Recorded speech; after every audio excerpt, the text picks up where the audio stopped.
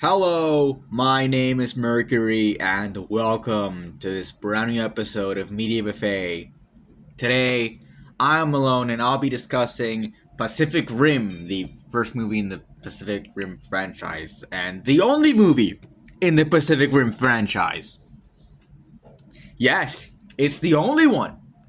In the Pacific Rim franchise, there's only been the first movie, and then there was nothing for 8 years until Pacific Rim the Black.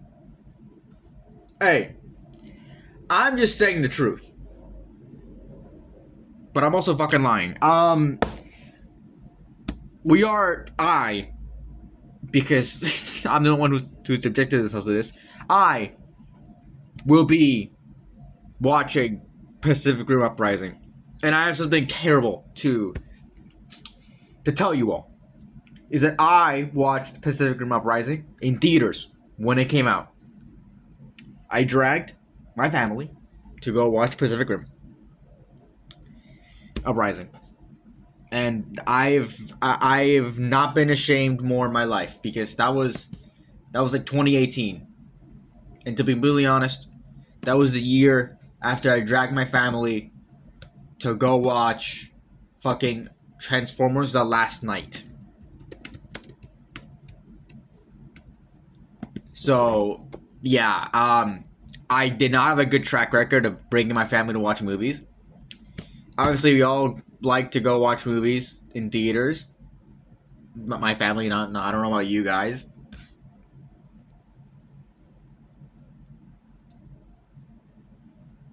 Yeah, but yeah, no. I did drag my family to go watch Pacific Rim Uprising, and I am not excited to rewatch it. That is for sure. But anyways, I am here talking about the first movie, and this movie I did watch. I watched it, I think, the day or the day before I was going to go watch Uprising because I wanted to catch up on it, and I thought Uprising looked cool because I was a fucking 12-year-old kid. But anyways, we so yeah, we like so I watched it and I liked it, but that was just kind of it. That was like the only time I actually watched the Pacific Rim movie. To my knowledge, to my memory, I've only watched it once before watching it again for the podcast to review it. Because I reviewed Pacific Rim the Black. It was one of the first things I don't think the first things we reviewed, but it's definitely during that first year and during 2022, we reviewed Pacific Rim the Black, all two seasons. And I enjoyed it. And looking through and wanting to see more things we could review, I stumbled upon it and said, hey, we can review Pacific Rim. We also have, and there's more stuff from Pacific Rim coming out. There is a show. There is an Amazon Prime Video show. Yeah. Let's see, does this tell me anything? Here we go. Untitled prequel series. Yep. So, we don't know much, but there will be a prequel series to Pacific Rim, which is awesome. Pacific Rim has a lot of like lore that they can definitely touch upon. So yeah, I would really, I really want to see how they do that. I think it's gonna be live action, which is that's great.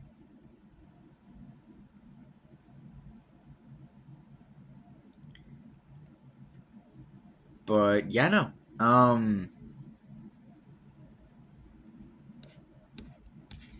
Going into the movie, to be completely honest, I didn't think I'd enjoyed it as much. I kind of knew what I was getting into with Pacific Rim, and be like, oh, it's gonna be a fun blockbuster. Like it's not gonna have much of anything really. But when I went to rewatch it, I found myself really, really, really enjoying it a lot more than I did the first time watching it. Uh, so yeah, no, we're gonna get into it. Before we begin, I gotta say, this is another one of those things. I watched this movie last September, the first day of September. So if I don't remember anything much about it, it's because it's been quite a bit of time. It's been like 4 months since I watched the movie. and I wasn't gonna rewatch it because I have we're too backed up. I can't do that right now. So yes, it's gonna if I don't say much about it or anything, it's because it's been 4 months. But I can just look up the Wikipedia article. Who gives a fuck? Let me just get this right here. All right, that is a lot. That is a lot.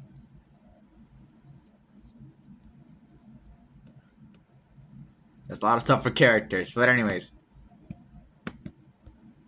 um, let's just get into it with what we always start off with, and now this will be like the longest thing, probably the longest section of this of all time, because we are starting off with the visuals and action, and Jesus fucking Christ, this movie, and I mean that in a good way. Pacific Rim, for being a movie that is going to be this year 13 years old, which is insane to think about, it looks better than most movies nowadays. It is insanely good looking. This movie, and that's not just like the CGI looking good, because everyone can. I mean, it should have like around this time, everyone had good CGI, but it's how the visuals, like how real they look and how real they feel. Like the mechs, the kaiju, you feel their weight. You feel like the weight of every attack. You feel how big they are. Like it's insane. They make you feel like they're real and they're interacting with their environment, but it's all CG. It's so good. It's such good like visual work here. And obviously it's helped by like the cinematography, them setting up the mechs and the kaiju, well, the Jaegers and the kaiju, like having the camera low to the ground or in places where like people would usually look, so it looks like they're really big. So yeah, no, the visuals in this movie have aged tremendously. If you release this movie now, it would probably it would probably sweep the category for best CGI in the Oscars. Like back then, back then. It was kind of obvious. It was kind of like, yeah, it's a big blockbuster movie. How much does this cost? 190 million. You'd expect it to have really good CGI, but like cut to nowadays, and like, fuck. Like, what's a movie that really bad CGI from like this around this decade? I don't want to say Thor: Love and Thunder, since that's kind of, it was like one little piece of it that was really bad. Now it's kind of cheap. What's a movie that had really bad CGI? I mean, I guess I can use Thor: Love and Thunder, but I don't know. It wasn't really like that bad all around. Fucking I can't think of any. Probably like a DC movie. The Flash, right? The Flash. Fuck The Flash. The Flash had terrible CGI. It's gonna be 3 years old this year. That's fucking insane. Had terrible CGI and had a budget of around like a little under 210 million. Terrible. And this had less than that, a little bit less, sure, but still less than that.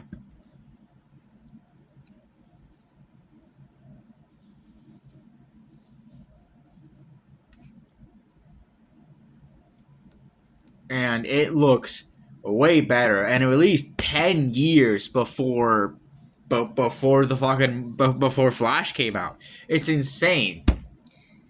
And obviously people say, oh, CGI has regressed. It really hasn't. We've gotten better technology. We have better technology than 10 years ago. It's just that companies want to churn out a bunch of fucking movies every year, and they're all CGI intensive. It's it's insane, but hey, like that's just how it is. We are not regressing. It's just that we are not giving these people the people working in the CGI department enough time to actually make good looking CGI. That's why fucking we have like Marvel having churning out a bunch of shit and it doesn't really look all that good as it did before. And like then like DC being like kind of cheap as always, just kind of just like the Flash and like as much as it hurts me to say, Blue Beetle, fucking just not looking as good as like other movies like from like 10 years prior to the decade prior. It's kind of insane. But yeah, just going back to the positive mood, Pacific Rim looks really, really, really good, and it's just everything about like again, and again, just like the weight of everything. Like they really use everything to make these things look giant and real. Like when they're different environments, you fucking see how they move in them and how they react to them and all that stuff. Like when Gypsy Danger is in like the tundra or whatever, like in like whatever it was, and you see like frost all over it, and it looks so real, and you see it like coming out of like the blizzard, or like when they're in the water and it fucking it's like, and they take their time going through it and stuff, and they slow down because they're no. It's so cool how much like the attention to detail they put into the kaiju and the Jaegers and all that stuff. So yeah, but that would be nothing without the action in this movie, and by God, the action is spectacular. And boy, Jesus, where do I even begin with the action in this show? In this movie, Jesus fucking hell. In this movie. Have I been saying show? I've been watching too many shows. I'll get into the show I was watching in a feature episode. Like I said last time, there's a perfectly good reason why it took me a month. It was one show that took me a month to finish. And you'll know it hopefully in the coming days, if not tomorrow.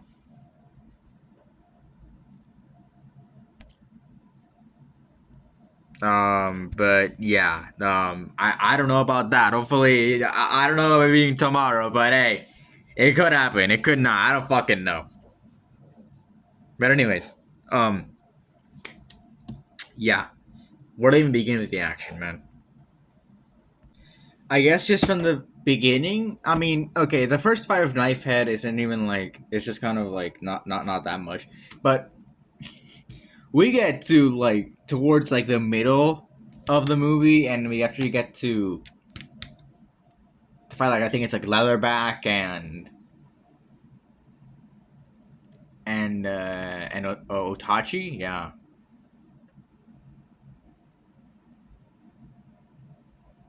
And God, those are two very very good fights. We see like how like the strategies form around what kaiju's, what type of kaiju they're going up against, and all that, and how even like the kaiju like are different, and how they deal with it like Leatherback has like the EMP and all that, and so they have to so Gypsy Danger.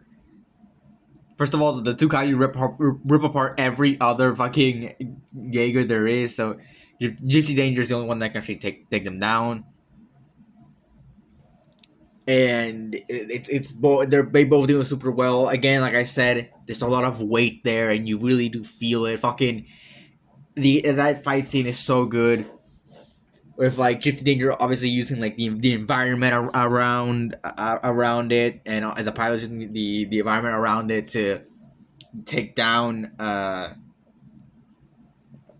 Leatherback, and how they do it, and it's really really cool. But then there's the Otachi fight, which is in the city proper because Leatherback is in like a bay area. We have the Otachi fight, which like we see Gypsy Danger like try to minimize the damage that will be going on there, and obviously with a big giant kaiju, that's not really that easy.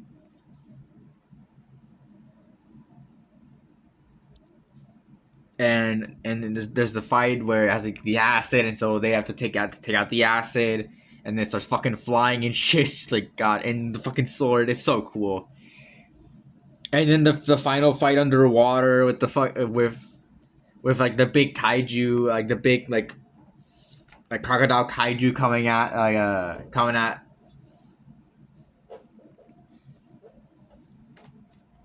uh what's it coming out like Gypsy Danger and fucking uses the sword that like fucking bisected. That's so cool. The action in this movie is just so cool, and you can fucking say all you want is high moments in aura, but god damn it, it's a high moments in aura, and it fucking makes this movie, man. I don't even care. It is just so cool. It is such a ride the entire way, and you'll have a fucking smile on your face. A fucking smile on your face, fucking tear down your pants. Like it's you'll be enjoying this movie. Let me tell you that.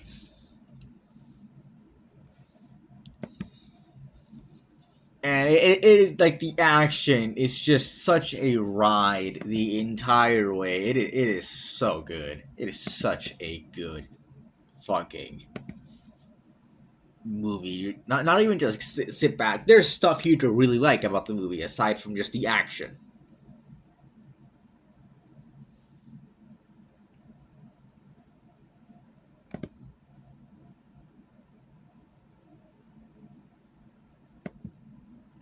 But aside from that, like like the action within the show is just yeah. Again, the show. Fuck.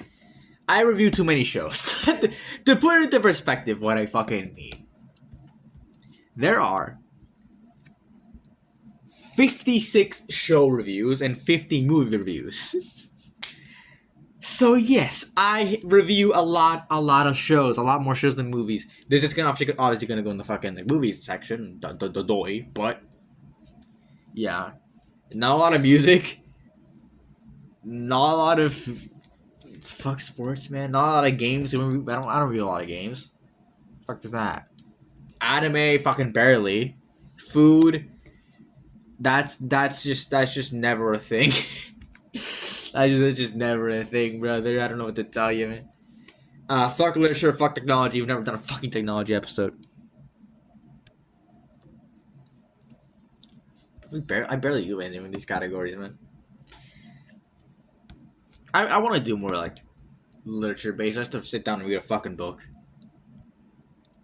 I forgot about music in general, but sports, fuck sports.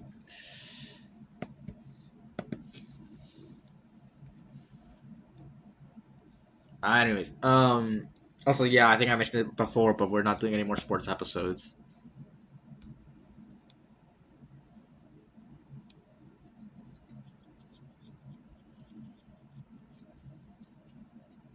So, yeah.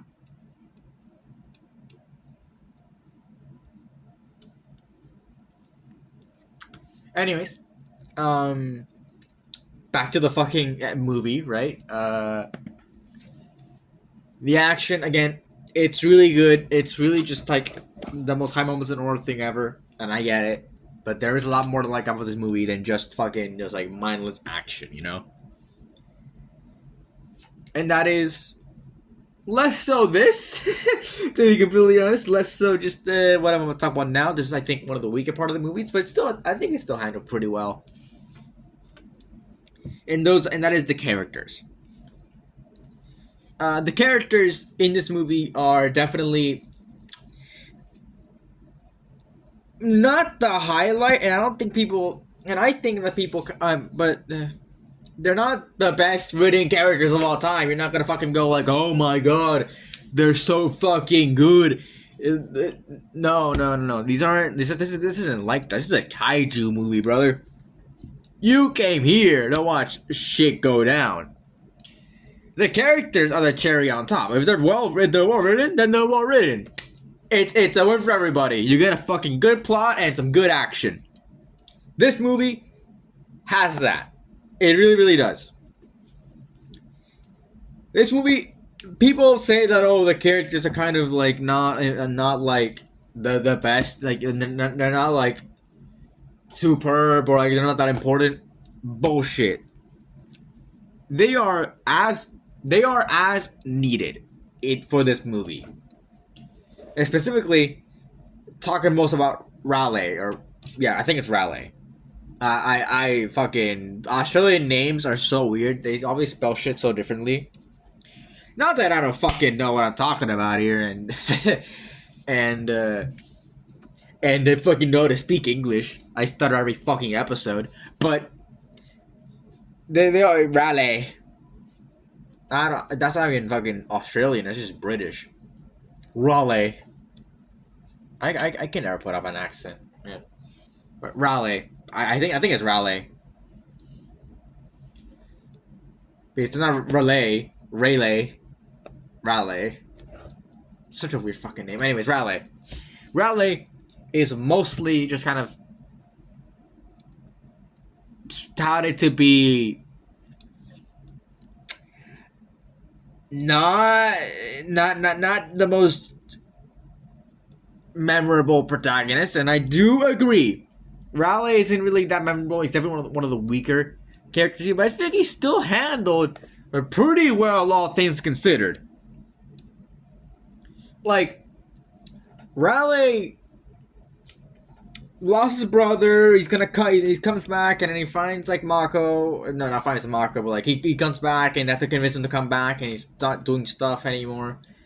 He's like working on a fucking wall to keep the kaiju out.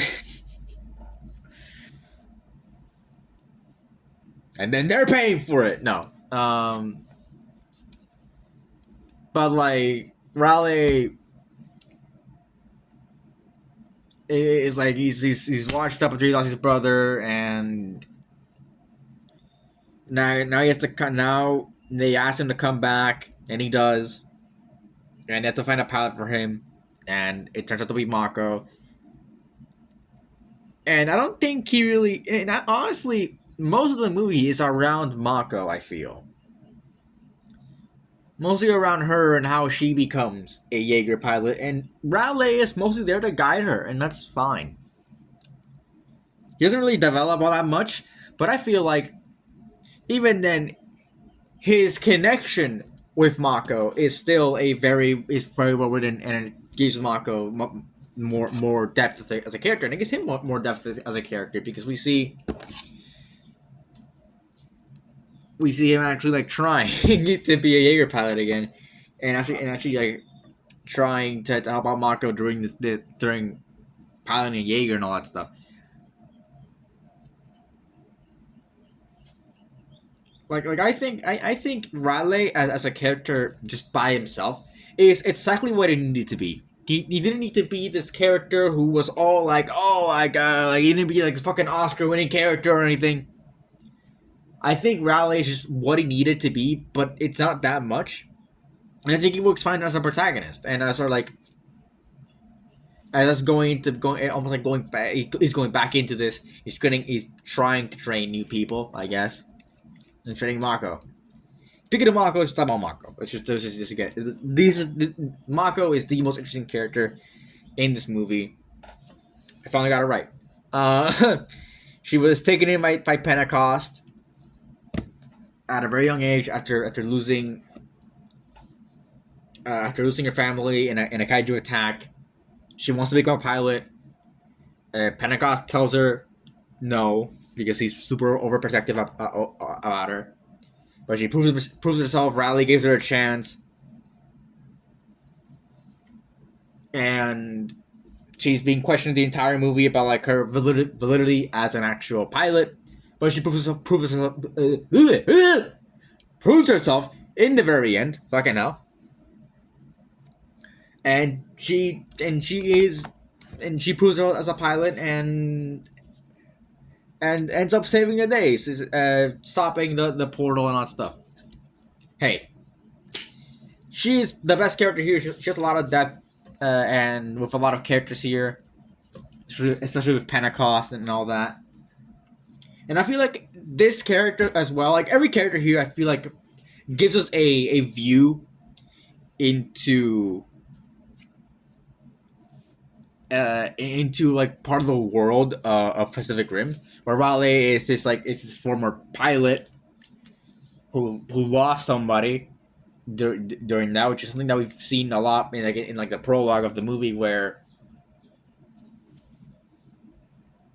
like there's this actual risk to becoming a pilot. Then we have Mako, who wants to become a pilot because she lost everything during a kaiju attack. And there's other characters I want to get to now, but Mako and Raleigh, I think it really give a really good protagonist. Like seeing this person who has to get back into being a pilot because they need him, even though he quit because he lost somebody, and then we have Mako who lost somebody and wants to become a pilot because of that. I think it's really dichotomy here, and obviously Mako has more stuff going on than Raleigh. That's fine, and Mako works much more as a protagonist. That's fine, but these are both really good characters together, and they definitely do complement each other. So yeah, no, really good. And then we have our next character, Stacker Pentecost. This guy is a fucking badass, man. I love Stacker Pentecost. He's so cool. He's so cool. Anyways, Pentecost, is this old pilot from like first generation. He's dying. He's Mako's like adoptive father.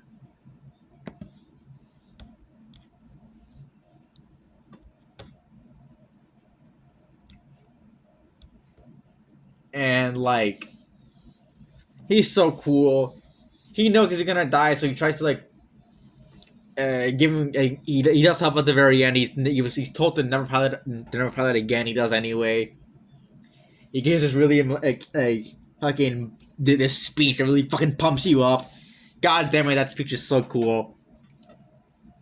Yeah, no, Sacred Pentecost again, like I was mentioning earlier, he's very protective over Mako.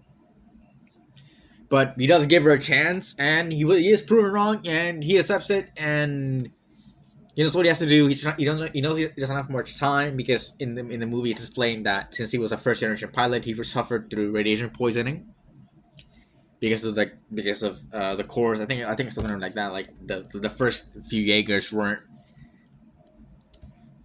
as like safe to pilot as the ones from later, obviously. But he's dying, and he just wants to, like, be there to stop the kaiju from ever coming back. So yeah.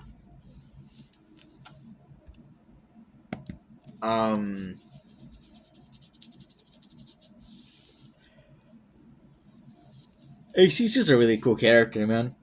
And again, like a different view. Like he is this pilot who's been piloting for a long time, who's now suffering from it, but he wants to help. He really does want to help out, and stop and cancel the apocalypse. You know, but yeah, Pentecost is such a cool character, man. Such a cool character.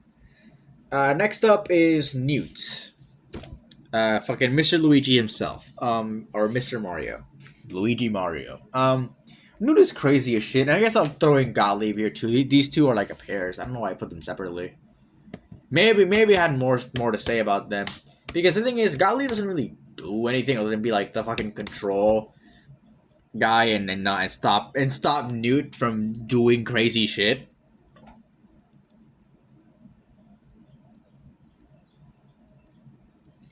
but like Newt and Gottlieb by themselves, like Newt's the crazy one, Gottlieb is the more controlled one, and but Newt goes on and actually like figures out how they can stop it. So and he's cool, and obviously sometimes for science to work, you have to be a little bit crazy.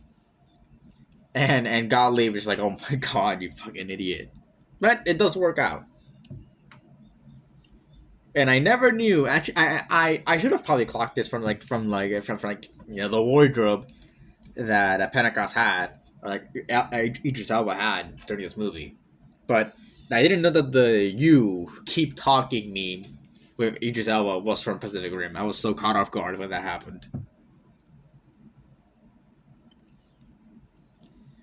But yeah, no, I think Newt and Gottlieb are very entertaining. Some side characters that we follow around, and I don't think they overstay their welcome or anything. I think they're very entertaining for what they are. So yeah, and then there's the final character I want to talk about is the Hansons. I like that it's father and son, and we see one being already a pilot, and and seeing and also having the son be like the more like hot headed one and all that, and yeah, and obviously the younger Hanson, the son Hanson, I forgot what his name was, but like he sacrifices himself at the very end, which is like it's touching moment to see him being from his hothead to actually like fighting for the world and all that stuff and giving his life for the world. So yeah, no, this doesn't really do much. I don't even know why I put them fucking here. I should have put the Ron Perlman guy here. That guy was funny. Yeah, I was gonna say he's funny. The Ron Perlman guy is funny. But yeah, no, the Hansons they don't do much, but I feel like it's a cool different dynamic that they have. So yeah, moving on from the characters, let's go into the plot. Um, Not much to say here. I think it's pretty simple. Like I said, it's mostly a character driven story than anything. I mean, fucking every story is character driven, really. But like this does more. It's a lot simpler. I think it flows well. The plot, it has good pacing. It doesn't feel like it's dragging on. I just never felt like it was dragging on. Most of the fucking movie is just fighting kaiju. Which is cool, and it never like got boring since you're always like learning about the world. And I feel like this movie does a really good job with its world building. Because you are in like the few like I think what year does this take place like it took place last year. I didn't even know that. This movie's in the past now. Jesus. Anyways,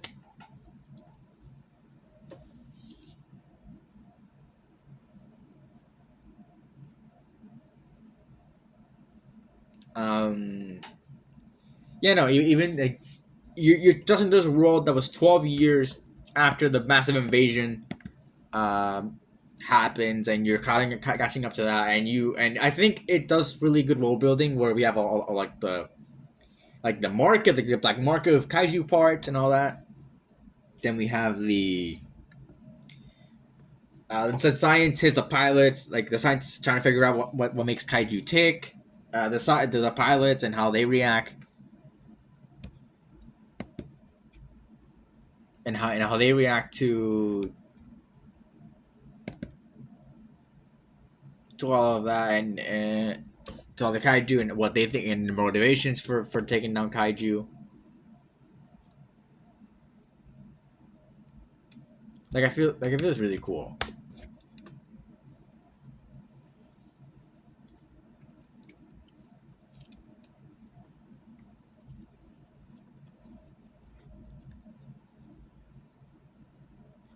What was I saying? Where was I?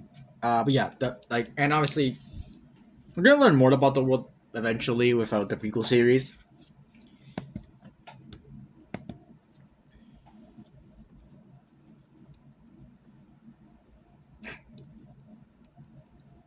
Um,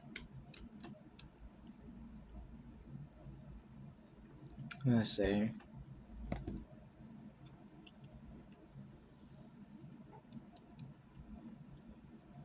but like the world building here is I think really good because like it does set up the world a lot like and you're learning and obviously there's so much things so and it really all fits together. You're not like left guessing like what the fuck is going on and what I don't know what's going on or what this is. Like it's very well structured and I really do like that. So yeah, it's good. Again, the plot is mostly just like it's not just to get uh people like a kaiju like to get Jaegers to kaiju to fight. It's not really all that. It's not like that. It's mostly them. It's mostly them trying to find out like about the kaiju and where they come from and all that stuff. But just it's cool and then trying to figure out a way to to, to to see where they come from so they can shut down the rift, the Pacific Rim. What? The rift in the Pacific.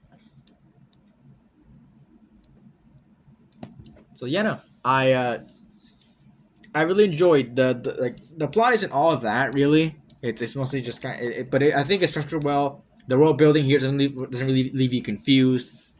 I feel like this movie gives like a solid view into this world, and you're gonna be left hungry for more because it just leaves like that 12-year gap of them trying to fight kaiju and all that stuff. So we could see a lot more from this world. It's too bad that we got a sequel instead of a prequel movie because sometimes you can't just go forward. Sometimes you can't go forward with series. I'm sorry to say, you sometimes you just can't go forward. Sometimes you just have to look backwards.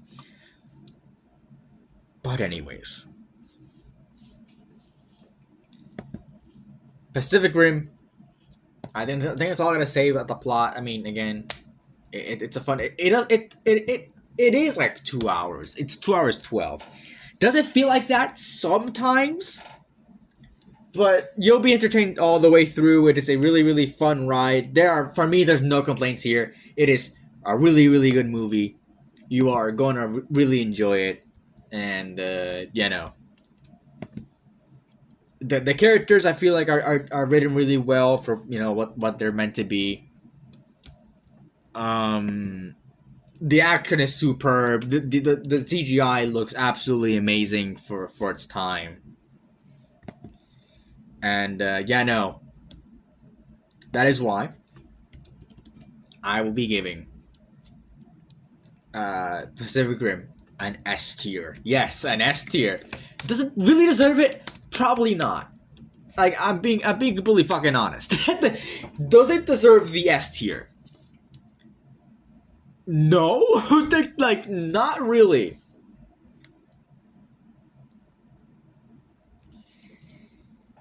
But like, come on, like it's such a cool fucking movie that I feel like it really does need like it does like it's not like is it really up there? Probably not. If I go on any other site, it's probably like not a 5-star S tier movie. But fuck it, man, it's so cool. Everything about it is so cool. Like whatever, it to me it's a fucking S tier. That's what I feel.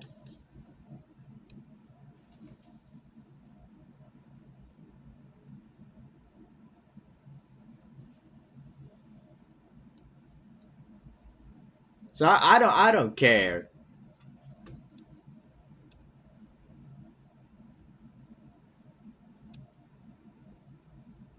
And I see people, oh, it's a turn your brain off movie. It really isn't. I don't think it's a turn your brain off movie.